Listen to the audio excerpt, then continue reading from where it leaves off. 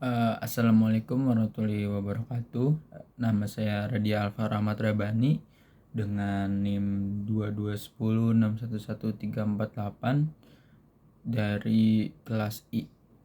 Saya di sini ingin mempresentasikan apa yang sudah saya pelajari tentang pendidikan agama Islam di semester 1 ini.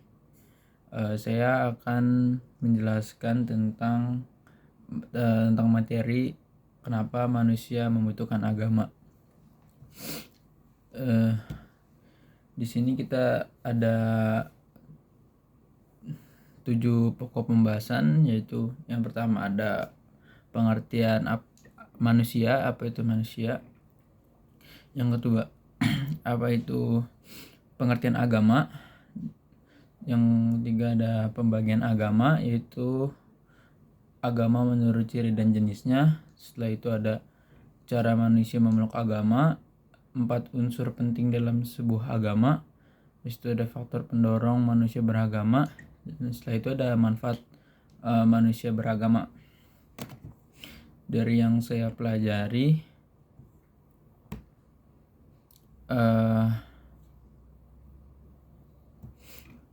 pengertian manusia dulu. Manusia itu menurut Kamus Besar Bahasa Indonesia adalah makhluk yang berakal budi atau mampu menguasai makhluk lain. Manusia akan menjalani proses kehidupan yang memiliki 5, yakni proses pada masa bayi, anak, remaja, dewasa, hingga lanjut usia. Itu menurut Kamus Besar Bahasa Indonesia. Sedangkan dari pengertian yang lain, manusia adalah makhluk sempurna yang diciptakan oleh Tuhan, makhluk yang sempurna yang diciptakan oleh Tuhan lebih sempurna dibanding makhluk ciptaan yang lain. Sejatinya kodrat manusia adalah makhluk monodualis. Di samping itu, manusia sebagai makhluk individu dan juga makhluk sosial. Jadi manusia itu adalah makhluk ciptaan Tuhan yang membutuhkan orang lain juga, makhluk lain juga, karena dia adalah makhluk sosial. Dalam pandangan Islam sendiri, manusia adalah makhluk yang diberikan amanah oleh Allah Subhanahu wa taala dan wajib ditunaikan. Manusia juga memiliki berbagai macam karakter, yang dengan karakter tersebut antara satu dengan yang lainnya menjadi kelebihan sekaligus kekurangan. Jadi manusia satu dengan manusia yang lainnya itu saling melengkapi satu sama lain, karena manusia adalah makhluk sosial.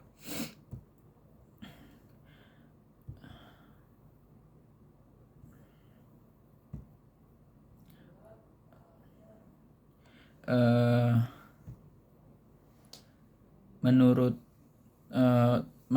manusia menurut para ahli, menurut Thomas Aquinas, manusia adalah suatu substansi yang komplit yang terdiri dari badan dan jiwa. Jadi manusia adalah makhluk yang paling mulia. Manusia adalah makhluk yang berpikir, dan manusia adalah makhluk yang memiliki 3 dimensi, yaitu ada badan, akal, dan ruh. Manusia dalam pertumbuhannya dipengaruhi oleh faktor keturunan dan lingkungan. Sedangkan ada manusia menurut para ahli lainnya, yaitu dari Socrates. Menurut Socrates, menurut Socrates, hakikat manusia ialah makhluk yang ingin tahu tentang sesuatu. Jadi manusia adalah makhluk yang ingin tahu, ingin mempelajari tentang sesuatu gitu mungkin. Dari Plato, manusia adalah makhluk yang memiliki 3 elemen, yaitu roh, nafsu, dan rasio. Sedangkan menurut Thomas Hobbes, manusia adalah kontrak sosial. Sedangkan menurut John Locke, manusia adalah tabula rasa. Menurut Immanuel Kant, manusia adalah makhluk rasional.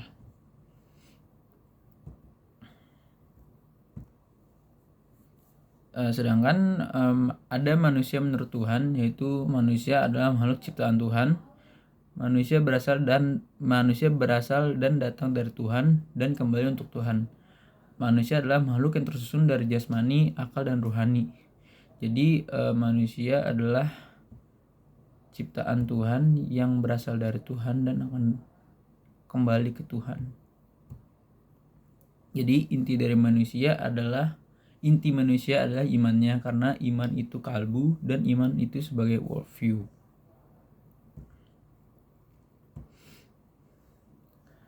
Sekarang saya akan menjelaskan pengertian agama yang saya ketahui. Agama secara bahasa, a artinya tidak, gama itu adalah kacau. A artinya cara gama jalan atau cara berjalan menempuh keridhaan Allah. Religion berarti cara-cara peribadatan. Religion. Din berarti bahasa atau pahala, ketentuan, kekuasaan, pengaturan, perhitungan, taat dan patuh dan kebiasaan. Agama merupakan undang-undang ketuhanan yang berfungsi untuk menuntun orang-orang yang berakal sehat untuk memilih kebaikan di dunia dan keberuntungan di akhirat. Agama adalah suatu sistem ajaran tentang Tuhan yang dimana penganut-penganutnya melakukan tindakan-tindakan ritual, moral, atau sosial atas dasar aturan-aturan dari agamanya.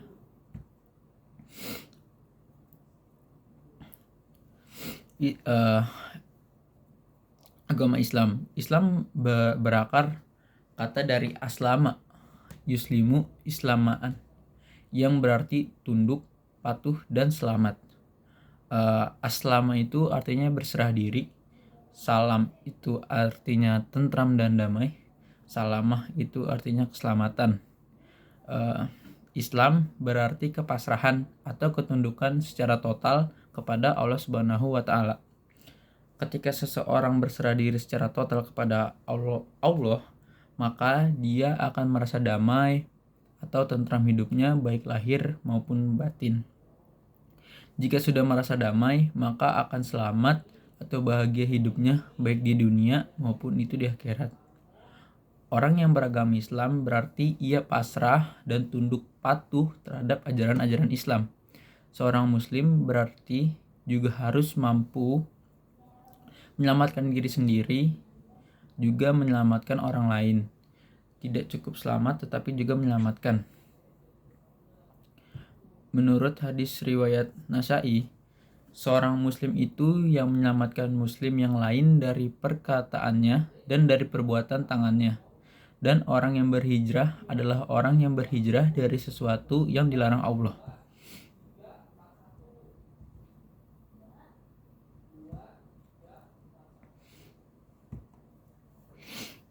Ini juga ditegaskan dalam Al-Quran. Al-yauma akmaltu lakum dinukum wa athamtu alaikum nikmati waraditu lakumu al-islam madina. Surat Al-Quran surat Al-Maidah ayat 3. Pada hari ini telah kusempurnakan untuk kamu agamamu dan telah kuucapkan kepadamu nikmatku dan telah kuridhoi Islam itu jadi agama bagimu.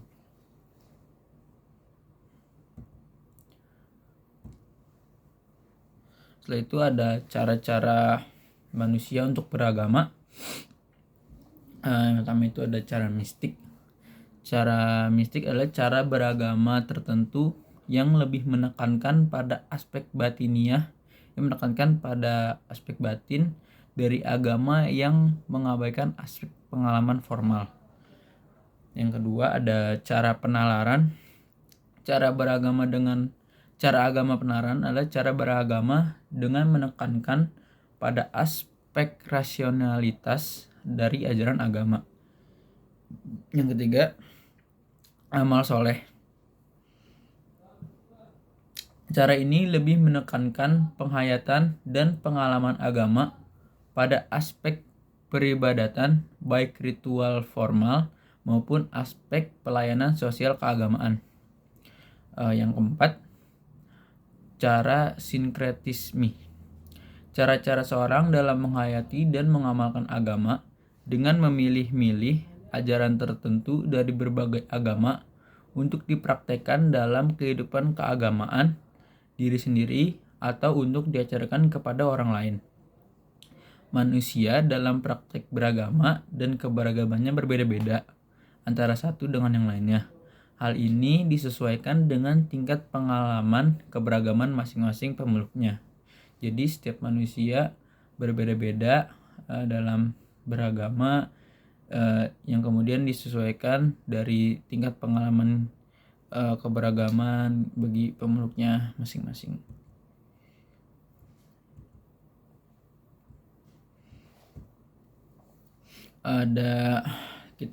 Saya akan menjelaskan unsur penting agama. Yang pertama itu adanya kekuatan gaib, yakni manusia itu merasa dirinya lemah dan berhajat pada kekuatan gaib itu sebagai tempat meminta pertolongan. Oleh karena itu, manusia harus mengadakan hubungan baik dengan kekuatan gaib tersebut. Hubungan baik ini dapat diwujudkan dengan mematuhi perintah dan larangan kekuatan gaib itu. Yang kedua ada peribadatan atau ritual. Peribadatan atau ritual wujud konsekuensi terhadap Tuhan dan bentuk ketundukan dan penyembahan. Jadi peribadatan atau ritual itu adalah bagaimana kita menyembah Tuhan kita, seperti sholat. Yang ketiga adanya kitab suci.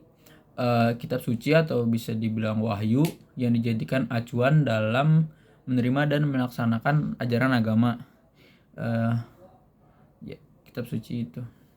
Yang keempat itu adanya yang kudus atau suci. Adanya pengakuan kepada para nabi yang menyampaikan perintah Tuhan. Itu ada 4 jadi unsur penting agama. Pertamanya adanya kekuatan gaib, peribadatan atau ritual, adanya kitab suci, dan keempat adanya yang kudus, yang suci. Ada 5 aspek dalam beragama.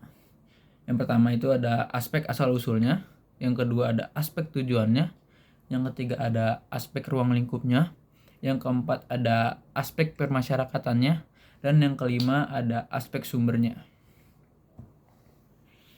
Dari aspek asal usulnya, yaitu ada yang berasal dari Tuhan seperti agama samawi, dan ada yang berasal dari pemikiran manusia seperti agama ardi atau agama kebudayaan. Yang kedua ada aspek tujuannya, yaitu untuk memberikan tuntunan hidup agar bahagia di dunia dan akhirat.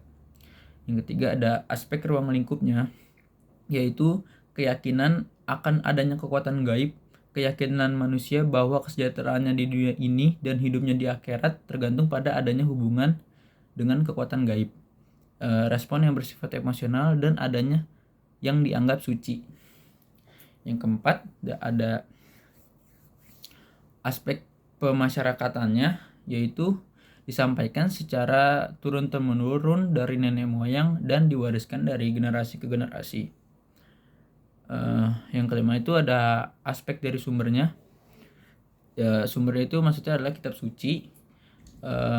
Kata Islam berasal dari bahasa Arab yang mempunyai arti agama Allah yang disyariatkan sejak Nabi Adam alaihissalam hingga Nabi Muhammad SAW kepada umat manusia.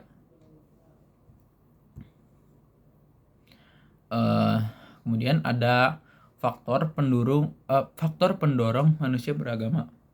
Yang pertama itu ada fitrah, yang kedua adalah kedekatan, yang ketiga adalah ketenangan, dan yang keempat adalah keselamatan. Fitrah itu sudah menjadi fitrah manusia untuk memeluk agama. Kedekatan adalah untuk mencari pendekatan harmonis dengan Tuhan. Ketika ada ketenangan, untuk mendapatkan ketenangan pikiran dan fitrah jiwa yang hanif. Keselamatan mendapat perlindungan dari keselamatan hidup di dunia maupun hidup di akhirat kelak. Ada juga manfaat agama bagi manusia. Yang pertama itu penetapan akidah, membantu manusia. Yang ketiga adalah kesadaran. menetapkan akidah yang benar sehingga tidak masuk di perangkap syirik. Jadi manusia tidak akan pengaruh terhadap kekuatan-kekuatan yang kekuatan syirik itu, seperti sihir atau semacamnya. Yang kedua adalah membantu manusia. Agama bisa membantu manusia dalam menentukan dan memilih mana yang baik dan mana yang buruk, serta mana yang halal dan mana yang haram. Ketiga adalah kesadaran, menyadarkan manusia bahwa hidup ini ada batas-batasannya dan ada pertanggungjawabannya. Jika kita melakukan ini, maka kita akan dibalas suatu saat nanti dan kita akan mempertanggungjawabkan apa yang kita lakukan di akhir kelak.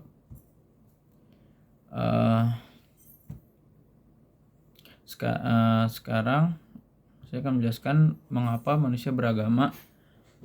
Yang pertama, agama itu merupakan sumber kebenaran mutlak. Yang kedua, agama itu sebagai sumber informasi tentang hal-hal yang gaib. Yang ketiga, agama sebagai ajaran moral atau pedoman. Yang keempat, agama dapat memberikan nasihat yang sangat berharga bagi manusia baik di kala suka maupun duka. Jadi memang dasarnya manusia membutuhkan agama untuk pedoman hidup di dunia ini.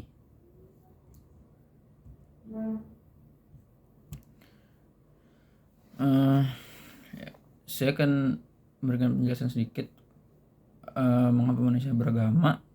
Menurut yang pertama, agama merupakan sumber kebenaran yang mutlak. Jadi setiap penganut agama pasti mengakui kebenaran ajaran agamanya secara mutlak, terutama yang dinyatakan dalam wahyunya atau kitab sucinya. Yang kedua, hanya agama yang dapat menjelaskan secara pasti masalah-masalah gaib seperti Tuhan, malaikat, surga, neraka, dan lain sebagainya. Yang ketiga, agama melalui kitab sucinya atau wahyunya dengan rinci menjelaskan mana yang baik dan mana yang buruk, benar dan salah, serta mana yang harus dilakukan dan mana yang harus ditinggalkan.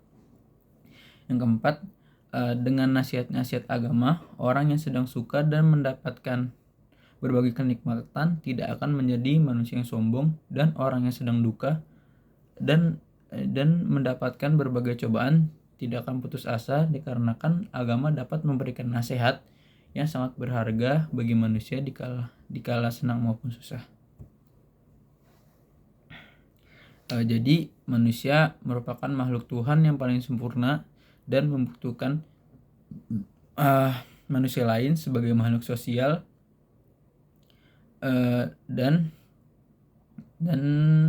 manusia membutuhkan agama karena hal tersebut merupakan fitrah manusia. Tujuan manusia adalah untuk menyembah kepada Allah dan menjadi khalifah fil ardi.